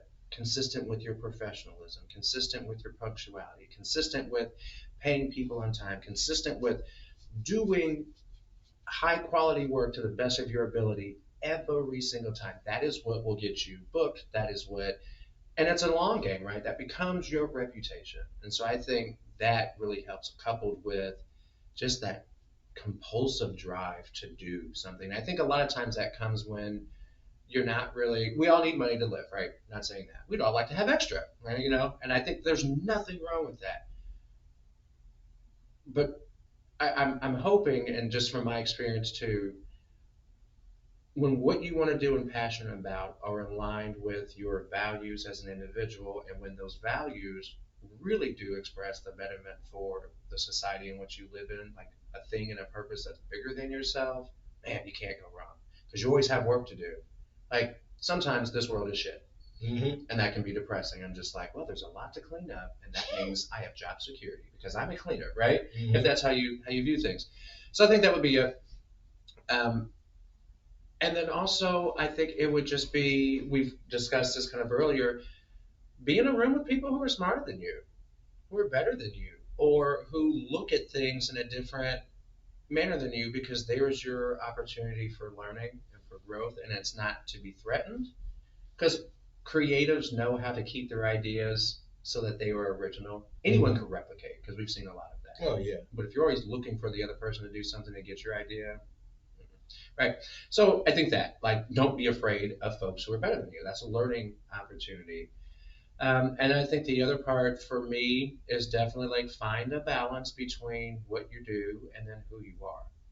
I think we have a tendency, definitely speaking to myself, there's not a lot of separation between my personal life and my professional life. There just isn't. That's a choice I have made. I've chosen to make this who I am and what I do for a living. That's fine. That comes with a couple sacrifices, but really working on what does it mean to be mentally well? What does it mean to be balanced? And balance isn't a permanent thing, right? If you think about if you're trying to balance on one foot, you might be upright, but you're always doing this. That's balance. It's a quest for that. So find yourself your releases. When you're too bogged down, I always say zoom out, and go outside of yourself. When I'm feeling really low, or just like with creative block or whatever, I do things. I go and I watch other creators and other artists do their thing and get inspired by that to be like, yeah, that's what it's about, right? And then usually that evening or that day, I'm like, yep, and tomorrow I'm getting up and it's a 6-hour practice day because I have the motivation to, and I get that energy from other people. So I guess those will be my top three. Those will be my top three. There are several others. Yeah. And then, like I said, just be a person of your word. Yep. I like that of being in rooms or studying. You got to study your craft. Like I try not to watch a lot of podcasts just because I don't want to consume it and then it be a part of, me. And I watch some that I watch for entertainment. Sure. But then I watch some to see how they actually interview. So it's like you gotta balance because that's kind of me. Like people be like, "Why you ask questions?" That's what I do. What do you mean? I do a podcast. Like that's what I do. I'm gonna ask you questions because that's just who I am. So it's like you can't be mad that I'm asking questions because that's like you said that you can't really separate the two because I'm me. This is the same Eric. We cut this off. We gonna have the same kind of conversation. Right. It's not gonna be nothing different. It's not where if somebody saw me at the mall, I'm gonna be head down. What's up, man? Yeah, we chopping it up because that's just who I am, and you have to understand when you're in the room, be quiet, listen. If you want to get to where the room is and be able to pull up to the table and not be invited to the table, you at the table because you're supposed to be there or you created it, that's where you listen. You be quiet. You soak up the game. And I think for me, that's why I have people on because I'm soaking up game and I'm working on my communication skills as I'm doing it. Or when I use certain words, I'm like, oh, I use that word right. Like I am proud of myself. Like that be making me more proud than a lot of stuff. Like I used a big word and I used it right, and nobody knows that I didn't know it but me, and I love it. And it's like that type of stuff excites me, and somebody else be like, really? Yeah, because listen, when I was in school, them grades wasn't right. Public speaking, man, I'm great. No. And now this is what I do because I understood. But then as I got in the field, I learned to shut up. Even though I talk for a living, I learned to shut up because you have to listen. It's times where I'm talking to myself right now. Go back and listen to the episode. I'm pretty sure it's a masterclass in the episodes that I have from 1 to 105 of information that can help somebody or me to get to the next level just because of the people I have on. And you have to understand it's already there. It's in you, like you said, consistency. Because if you weren't consistent, we'd be compensating, but it might not be about music. It might be about something else because you stuck with it. Even those days where it was like, fuck this, I'm over this. And we do have some of those. and it's because it's like, damn, I'm doing this, woo. And then like you have other stuff going on. Life be life, and then you're doing something that you're passionate about. and it doesn't always show up how you think it's supposed to show up right away. And you just like, man, I don't know about this. And I think sometimes I don't want to say it's like releasing expectations, but it somewhat is. There's part of me, I wanted to be originally, the plan was to be a professional orchestral trumpet player. That's what I was studying to do. That's what I went to school for and all that. Had a long time ago auditioned with Indianapolis Symphony Orchestra and got pretty far in the process. But and then that didn't happen. It didn't pan out, and I was kind of feeling like, man, I've wasted so much of my time. I've wasted a lot of my parents' money. Now what the hell am I going to do? Like what? Right? And it's just funny. You just keep living. And I had another profession but even what I was doing in that profession, I still apply to what I do now. It's all interconnected. You have to be patient and diligent enough and trust yourself enough because it all kind of fits together. And had I stuck so wildly close to what my original thing I thought was going to be, I would have missed out on an opportunity to do what I'm doing now. And it's still in music. It's still in the same genre. And I'm just like, man, like, really glad I stuck with it. And that, music isn't something that you can just kind of put aside if this is what you've done your whole life. It will show up and it comes back to you in a certain way. It just looks different. So don't be afraid to change the plan. I think that's sometimes the best thing. We fight so hard to avoid disruption or to fix the disruption when sometimes, not every time, but sometimes what we need to do is like lean into it. Like let's look and see and rather than run from it, like maybe that course needed to be changed just a little bit. Like I said, not every time, but sometimes, it's not always a bad thing. Listen, the plan for me, I didn't know. I didn't know what the plan looked like, but God put me in school. When I tell you my grades, I hated school. Even when in college, I didn't like school, but I've been in education for 7 years, and I'm like, this wasn't part of my plan, but it's part of God's plan. And he understood to put me in there because the love of kids, even though it don't pay, it's the love of them and being able to help and inspire and teach them and stuff, which has kept me going through the process of building a business and stuff of that sort. So sometimes it's stuff that you're doing that's part of your journey that you didn't think. Like you said, you'd be like, no, I'm not going to do that. You need to do it. It's part of it. School is teaching me how to teach, not just speak. Exactly. It's teaching me structure, how to have a curriculum, different stuff, how to actually, what social and emotional learning is, different stuff, or autistic kids or different things of that. It's learning all these different things. So when I go speak, I know how to control the crowd because I know what kind. Oh, these are the kind of kids. Okay, I know how to speak. You're to being them. Responsive to. And you're serving a need based on what you know that they need. And I like that. My dad used to say growing up, sometimes in life you're going to have to do things that you don't want to do. That's just part of it. Like grow up, just do things you don't want to do. And then he would also say by the same token that, when you're doing a job that you don't want to do, you realize that's getting you closer to the job that you really are meant to be doing. So sometimes you have to figure it out by a process of elimination. You have to figure out what you don't like in order to get you closer to what you do like. And sometimes that can be difficult because you're holding these two competing ideas almost in your head simultaneously. I'm like, that's welcome to life. You have to do those things, I think. So. Yeah, because there's days I don't want to go to work. It's because it's mentally draining. And it's like, but you got to show up. It's like you got to show up no matter what. I was having a conversation with a lady before you showed up. She was in the lobby, and we were just talking about showing up. It's like if you just show up, you never know what can happen, who you run into, what you can learn. That's exactly it. That's exactly it. Yeah. Absolutely. So, before you get out of here, you got to give us a quote. Oh dear. Okay. Yep. It could be your quote. It could be a quote you read, saw, whatever. And then tell the people how they can reach you on social media or the internet.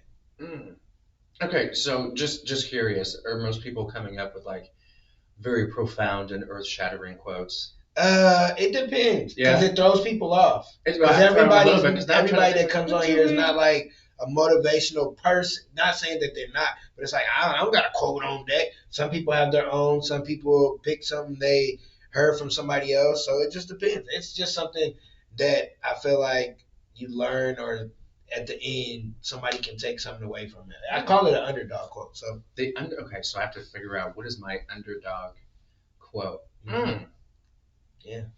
Okay, so it's not, and you can analyze this as much as you want, and it can be very surface or it can get deep, and it's real quick.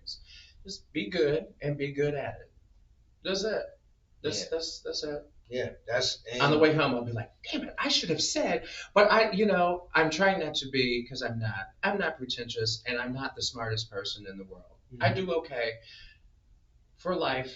Just be good and be good at it. Yeah, that's hard enough to simple. do anyway. It's very, and that's what I tell my kids. Like, when my daughter, she was, I want to do this sport, do this, do this, do this. Hey, whatever you do, just be good at it. Like, give it your all. Because if you give it your all, you can't be mad at the results. There you go. No matter what the results are, if you give it your all, you can't be mad. It's like, it wasn't my time this time.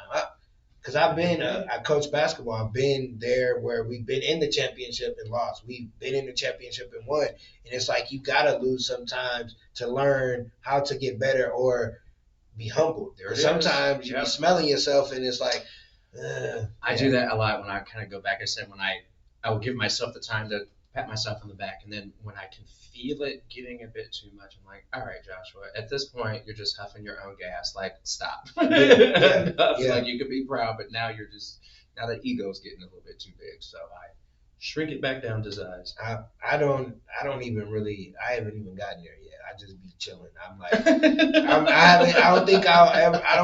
I hope I don't be that person that, when you get a little more to change, I'm just like, that's cool. I still got to go to work tomorrow. Yeah, and that's it. Like, privately, I'll be like, you know what? You out here crushing it. But publicly, and I do mean it. Yeah. Publicly, the thank yous. But being humble with it. Like, attention and all that makes me very uncomfortable. Yeah, like. It makes me really uncomfortable. Even though I'm a people person, like awards and all that stuff, and people acknowledging you, I'm not used to that. So if I win something or somebody, I might cry, and it's like, I don't want people to see me. I don't want them to see me. I'm always afraid of being perceived as being arrogant and braggart. Yeah. Because we were raised to be the exact opposite. And so I don't think I overcompensate, but I'm very, very, very mindful of, for some, a very fine line between confidence and, boasting and bragging. So, I probably shortchange the acknowledgement to myself a little bit just to make sure I'm not an asshole about it, right? Nobody likes that. You can be amazing at what you do, but if you're a prick, then I don't like that. You know what I'm saying? Yeah. I don't want to be that person. I just don't. I got to fix, because I'm a what do I say? I'm a lovable asshole. Okay. So it's like, I'm not an asshole because of what I do. And not saying I'm an asshole in general, but I have asshole tendencies. Yeah. I have symptoms of being an asshole. And it's like, I can be if you take me. Like, certain people see that side, and it's like, that's your fault. Because everybody doesn't see that. Like, everybody doesn't see that side. Or I told this lady I work with, I was like, at first, I ain't like that I was quiet. Now that I talk mess to you, you don't like that. I was like, if I don't talk mess to you, I don't like you. That's it. It's like, and she was just like, oh, okay, so you just be joking, all right? Like, don't get on your feelings. Don't take me too serious. I told her, like, I'm one of the nicest people you will ever meet until I'm not. Yep. And I can be one of the cruelest people you have ever met. And it's not like that with a lot of people. I think I get along with about 98.6% of the people on the planet. Yeah. I really do. And even the ones I don't care for, I'm like, you know what? Okay, you go do you over there. I'm gonna go do me over here. Yeah, I'm a tourist. I can walk away and forget you. I'm an Aquarius. Yeah, I can. And so we are detached anyway, so it's nothing. Yeah, I'll just cut you out. Sometimes, like when I would say when I was younger, I would be more on my feelings. But now as an adult, I think, I don't know, something about being married, having a divorce, and really taking a look at yourself and realizing what you can and ain't gonna take no more, or how you think, like, okay, this is really how I'm gonna operate. It's like, I don't know. You just don't really gotta take what you don't want. And it's like, if you don't want to roll with me, that's cool. Stay over there. I don't care. I'm going to go home and do me. I'm going to go home and laugh and chill and go to sleep and wake up and be like, and live my life. Because listen, live yours. It take a while for your name to get put in my phone. If your name get put in my phone, then I mess with you. And you made it. Yeah, you made it because if you messed up before your name, I really ain't going to like, right. I don't even know who you was anyway. I dang near forgot what your name was. So I appreciate you. I appreciate you coming on the show. Coming to our cohort training and helping us. And that was fun. Yeah, y'all were a lot of fun. Yeah. And how you all it was so palpable, just the amount of support and investment you all had in each other. Yeah. That was incredible. I was like, no, I want to take this class. Like, it was so cool. And I love your concept for your podcast. I've been watching hella reels, hell of them. And you were the first person in that cohort to reach out and be like, and literally just ask, will you be on the show? Because if you don't ask, the answer is always no. Yeah. And you're super easy to talk to, man. Like, just conversational and just fun and on the level and salt of the earth, like what you see is what you get kind of stuff. Yeah. And it's awesome because you totally realize that we're all out here just trying to do our thing. Yeah. And you're grabbing folks one at a time and just, giving them an opportunity to share. I think that's awesome. So I say thank you for letting me be an underdog. Yeah. I do dig it. And I think I realized that like a long time ago. I was in the warehouse and I worked at Amazon. It was a chick and we were like cool. We were like friends, real tight. And it was like, I've only been knowing you like a month. Mm-hmm. And it's like, and I realized that's kind of me. I'm like a cousin kind of feel. I'm getting a little older. I ain't uncle status yet, but like I'm somebody that you can sit on the porch. You're born in 86, you are uncle status. No, not yet. Okay. Yeah, as long as I ain't on granddaddy status yet. No, we got a while to go, but no, man, we are uncle status. It's just I could sit on the porch and have a conversation with a grandma. I can sit on the porch with a politician or whatever. I think I just realized I'm intelligent enough to have a conversation with anybody, because sometimes when you don't have a degree or you don't have you didn't go to school for this and that, or people will be like, oh, you shouldn't be able to talk. Why? Because you said so? I know how to talk. Your social intelligence is through the roof. Like and you can't teach that in school. No. We all know a lot of people we graduated with who are just like, how are you making it? Because you were dumb as hell. And we're not. No, that's the thing. We're dumb. Mm-hmm. We just didn't like, I literally got through school just because I had to. Because you had to, yeah. And it was easy. And the irony is that now. Yes. I know. But it was easy to get you show up, put your name on the paper. I knew how to look at the back of the book and say, okay, this is what this was about. All right. We didn't have anything else to do. Yeah. And so I use common sense. People don't realize you could read all the books you want. You could have all the Bible knowledge in the world. If you ain't got common sense, you ain't going nowhere. Agreed. Absolutely agreed. Yeah. So, this was great. I think this was one of my longer ones. Probably. And it was like, we could have went longer, but my stomach is like, hey, sir. Wait a minute. But no, this is the crazy thing. I came and I was going to wash clothes, and somebody's always washing before I do an episode. Now it's like, do I stay and wash? Do I go home and eat? Because this is a washer and dryer that ain't quick. It's man, so you're gonna be here. I could be here. It could be 10 when I leave, and it's like, okay. See, and I'm gonna have to go back though, because I'm gonna go back to the 5-pack of Reese cups that you have, and I want you to have those. I want that for you. Mm-hmm.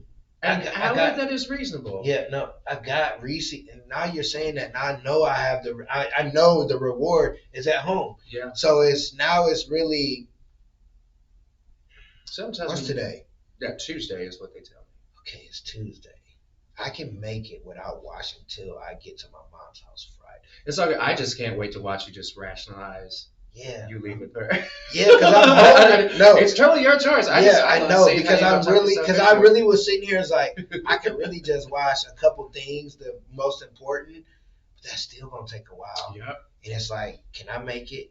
to the weekend till I get to my mom's house. I think I can. I think you can too. I believe in you. I think I can. You And can if do I these can, I'll things. just go to the store. There we go. Yeah. See, there's I just go to the store. and So- you're a problem solver. I love it. Yeah. Very cool. You got to. Like, yeah, we'll leave it at that. If you Yeah. don't solve a problem, you're not going to make it in the world because you have to solve a problem.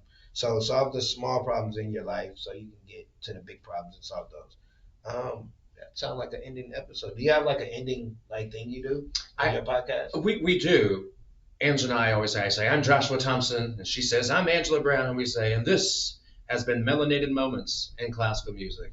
And then the outro credits and the music goes. Okay, so And that's my life. you say your name and I'll say me and I'll finish it off. I'm Joshua Thompson. I'm Eric Jones Jr. And this has been another episode of Underdawg Talk. Keep being great. This was a good episode. Good. This was fun, man. Talking to you was easy. Yeah. So easy. And I think I did the camera thing and it looks better. So it looks just as clear because I think this either died or the thing. No. But that's why I always have a backup. And you end up going back through and you do all of the editing and Yeah. Okay, so how long does that take? Okay, so I was talking to a lady before, like we always seem to run into each other, and I don't really like. I probably won't edit except for that little piece where I moved and went away. I won't need to at the beginning because I had to click, and then go sit down. I'll edit that little part and then the end part when I have to stop it. But I really don't edit. I like to give you real raw what happened. That's why I wish I had a videographer for like the conversations we have before, like these kind of conversations where people are like, "Oh wow, let me see if somebody's still in here so we can take a picture." Oh yeah. Wow. Man, you made this easy. Oh, I don't see nobody. Ooh, I got somebody in here.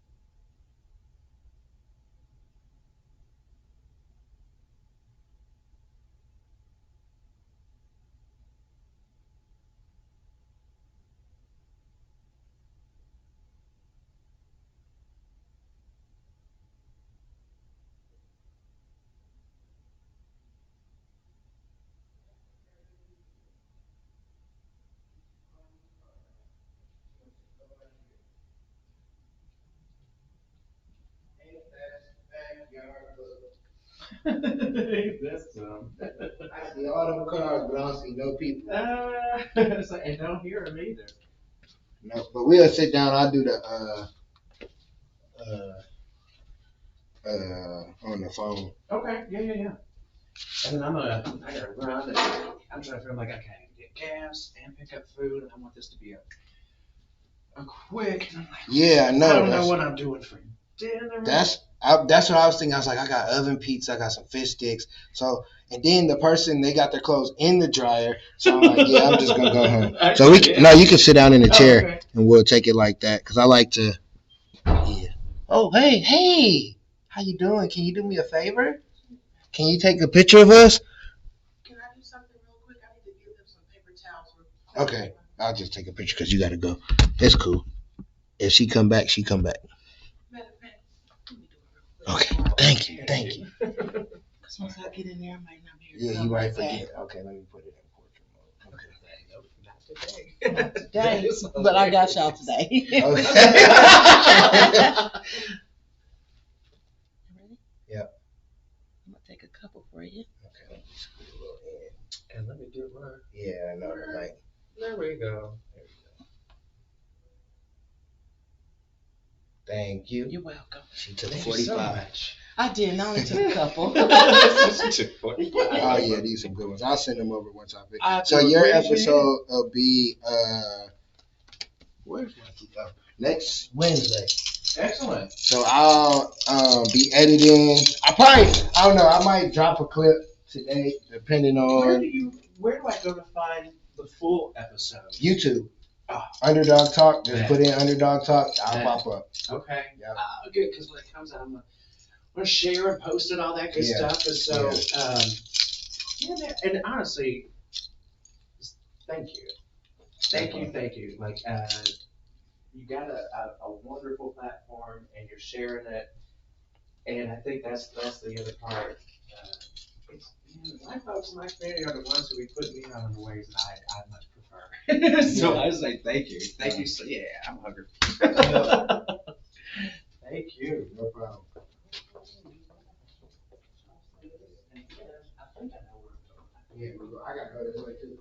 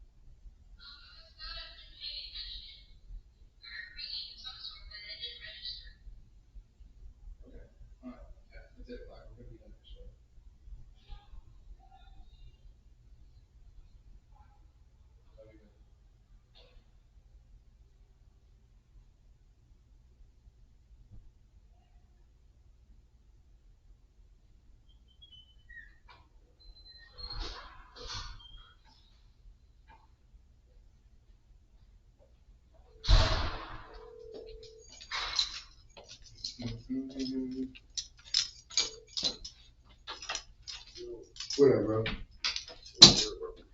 Nothing, man. Just got done recording. It was cool. It was he like a black musician, so it was cool. Like we was just talking, kind of just chopping it up, but actually learning about classical music and African descent. Like it was cool. He was a cool little dude. Yeah, man, I gotta get you on here. You definitely on. I wrote your name. I ain't put some people I ain't tagging the post, but there's certain people that I know who I want on the show just because I know